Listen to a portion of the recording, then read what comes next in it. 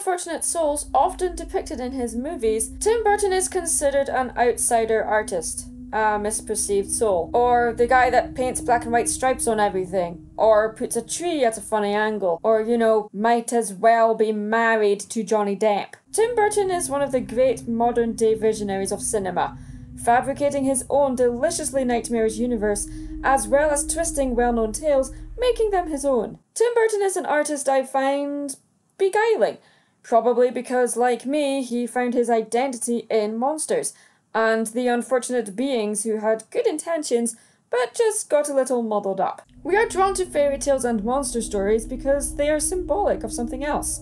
There's a foundation to them, and they're also open to interpretation. Tim Burton is an artist that doesn't care if people like what he creates or not. If he enjoys it and it makes him happy, that's what matters. Tim Burton is an artist who is more concerned with a feeling rather than a message. When it comes to his original stories like Vincent, it still feels like it comes from a familiar place and conjures up feelings we all felt at one point in our childhood, and in some cases still feel even as adults. An unsettling feeling of not quite wanting to exist in the space we end up stuck in.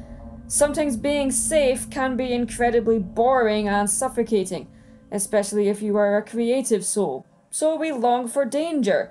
Our nightmares can make us feel alive, and that can be intoxicating. Because of all the references to monster movies and horror movies within this short, or the fact that it's narrated by the irreplaceable Vincent Price, the feeling it gives off is very familiar. It's a pastiche rather than a parody or satire. Unlike parody, pastiche celebrates rather than mocks.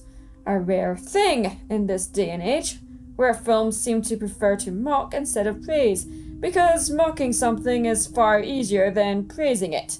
Vincent is a stop-motion short that is the turning point in Tim Burton's career. It's an amalgamation of Dr. Seuss and Edgar Allan Poe. It's an indulgence, a release of frustrations after being under the thumb of the Walt Disney Company for so long.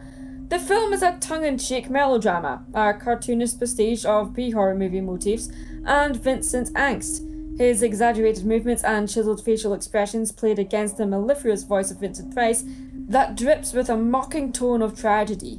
Vincent is the result of an immature, struggling artist who was having trouble finding his own voice.